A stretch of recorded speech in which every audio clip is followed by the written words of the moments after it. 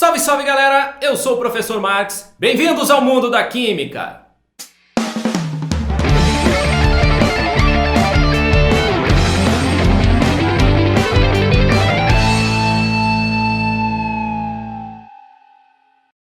Na aula de hoje nós vamos dar continuidade ao estudo das propriedades periódicas. Nós falamos na aula passada sobre raio, ok? Hoje nós vamos falar sobre a parte de propriedades periódicas, especificamente energia de ionização, tá legal? Para a gente entender um pouquinho essa parte de energia de ionização, vamos primeiro ver a definição de energia de ionização. Energia de ionização é a energia necessária para se retirar um elétron de um átomo neutro no estado gasoso, tá legal? A equação seria essa daqui para representar a energia de ionização. Eu ofereço energia ao átomo. Essa energia é absorvida pelo elétron a ponto do elétron ser retirado da eletrosfera. Então eu formo um cátion com a liberação do elétron. Essa é a representação. Tá, mas como é que varia na tabela periódica essa energia de ionização? Então vamos pensar um pouquinho, tá legal? Vamos propor uma analogia, beleza? Considere que um amigo seu foi a um show com duas amigas, uma de cada lado. De repente começa uma briga, todo mundo corre para cima de vocês para ir embora. E o que acontece? Seu amigo segura as duas amigas. E aí começa o pessoal a trombar com vocês, mas seu amigo tá ali, tá? Firme. De repente passa um daqueles cara grande mesmo, sabe? Que tem que passar de lado assim na porta, senão não cabe. Muito bem. Aí tromba na sua amiga e leva embora uma das amigas que estava lá com o seu amigo. Beleza? Considere agora uma outra festa e esse seu amigo vai com 10 amigas. 5 para um lado, 5 para o outro. Começa aquele bate-boca, todo mundo começa a correr. Ele tenta segurar as que estão mais próximas, proteger as mais próximas, mas aquelas que estão lá nas pontas não tem muito o que ser feito. Passa aquele rapazinho bem magrinho mesmo, fraquinho, tromba na amiga da ponta e acaba arrancando ela. O que isso tem a ver com a aula, professor, com a química? Se a gente for pensar, tem tudo a ver. Vamos considerar lá o seu amigo como sendo o centro daquela turma, certo? Como sendo o núcleo atômico e as amigas como sendo os elétrons. Quando ele estava com duas amigas, ele estava tendo uma influência grande sobre elas, então foi difícil retirar. Quando tinha cinco amigas para cada lado, tinha amiga lá na ponta, longe do centro da atenção que era o amigo, certo? Então, considerando aí o núcleo e os elétrons, quando eu tenho um átomo muito grande, no núcleo, o núcleo não consegue ter uma influência muito grande naqueles elétrons que estão lá na ponta. Então é fácil retirar aquele elétron que está lá longe. Foi fácil tirar a menina que não estava sob a influência desse cara do centro. Tá legal? Então a gente pode fazer essa analogia e pensar, por exemplo, dentro da família, como seria essa variação. Vamos considerar aqui a família número 1, por exemplo. Quanto mais eu desço, maior é o átomo, certo? Lembra da aula de raio? Se você não assistiu, volta e assiste essa aula, tá? Então quer dizer que para cima, com menos camadas, os átomos são menores. Então eu teria, dentro desses 7 períodos, um aumento nesse sentido, tá joia? Porque olha só, o raio vai aumentando conforme eu desço. Então a dificuldade para retirar o elétron aumenta para cima, certo? Por quê? Átomo menor, elétron mais perto do núcleo, mais difícil retirar este elétron. Beleza? Concorda? Joia, legal. Muito bem. Então, como aumenta a energia de ionização? Ela aumenta para cima dentro da família devido ao menor número de níveis de energia, menor número de camadas do átomo, ok? Tranquilo? Está aqui a nossa anotação. Beleza? Então vamos entender legal essa ideia. Olha só, eu tenho aqui o átomo de hidrogênio e o átomo de frâncio. O primeiro da família 1 e o último da família 2. Apesar do hidrogênio não pertencer à família 1. Beleza? Olha só. Se eu fosse retirar um elétron do hidrogênio ou do frâncio, o elétron do hidrogênio está mais próximo do núcleo. Seria mais difícil retirá-lo. Tudo bem? Tranquilo? Lembra da historinha lá do show do seu amigo, etc. Tranquilo? Então a energia de ionização do hidrogênio seria maior do que a do frâncio. E dentro do período, como é que ficaria esse processo? Então vamos imaginar, por exemplo, o segundo período. do lítio até o neônio. O tamanho do átomo diminui nesse sentido, da esquerda para a direita. Tudo bem? Se o átomo vai ficando menor para a direita, vai ficando mais difícil retirar os seus elétrons. Então eu teria a energia de ionização aumentando neste sentido. Ok? Concorda comigo?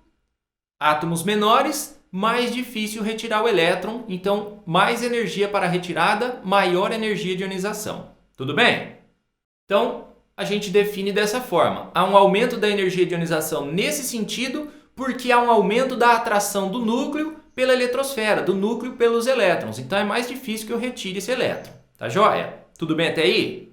Tranquilo.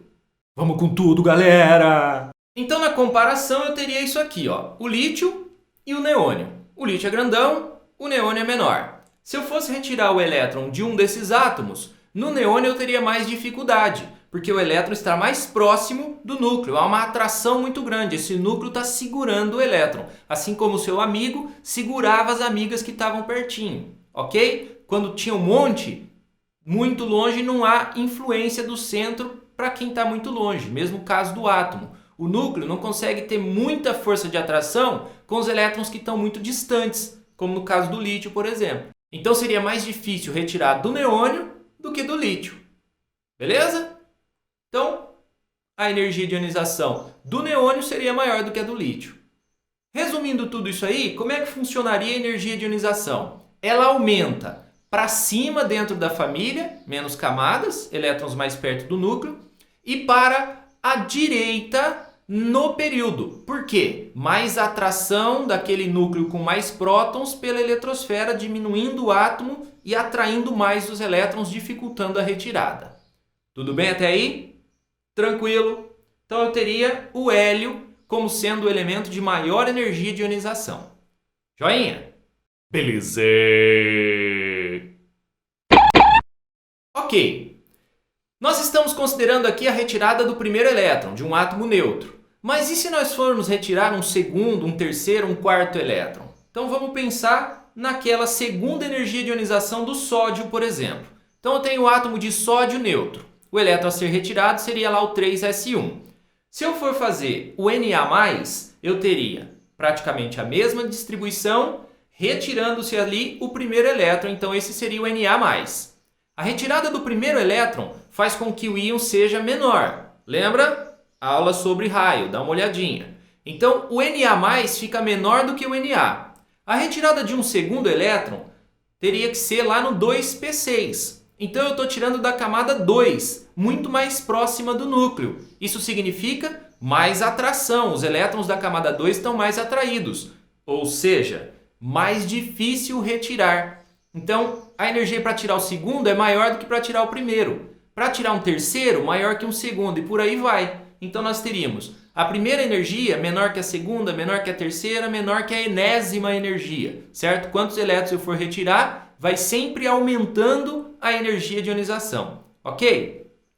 Fique esperto em exercícios que trazem uma tabelinha com as várias energias de ionização. Quando você tem um salto muito grande de valor de energia de ionização, significa que você mudou de camada, certo? Então, por exemplo, você tem 3 energias de ionização próximas, a quarta é um salto muito grande. Quer dizer que você tem 3 elétrons somente naquela camada, na última camada, certinho? Vamos então agora ao nosso videoexercício. Pause o vídeo, resolva, na volta a gente tá junto, tá legal? Nossa apostila é importante para você seguir o curso, tá bom? Vê lá no site, pede a sua. E agora, a resolução. Legal, galerinha, de volta com vocês. Vamos à resolução deste videoexercício em que ele dá pra gente essa tabelinha com 3 energias de ionização referentes ao potássio, ao cálcio e ao iodo. Nós temos que identificar qual energia de ionização pertence a cada um desses elementos.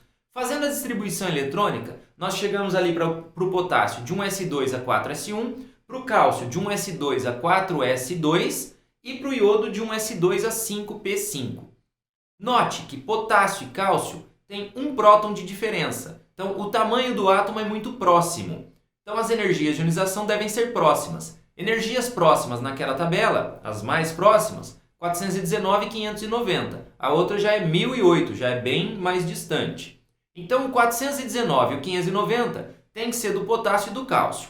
Agora analisando, em termos de tamanho, tá? Em termos de raio, o cálcio tem um próton a mais. Quanto mais próton, mais força de atração do núcleo pela eletrosfera. Então o cálcio é um pouco menor do que o potássio em termos de raio.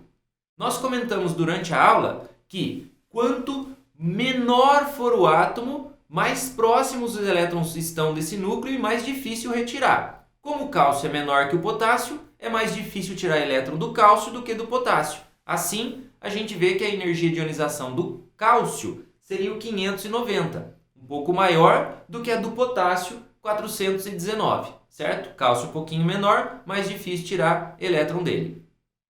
A outra energia que sobra, portanto, é do iodo, 1008. Mas nota o seguinte, o iodo tem 5 camadas.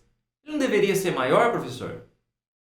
Então, com 5 camadas ele deveria ser maior. Mas note a carga nuclear do iodo, são 53 prótons, muito maior do que o cálcio e o potássio.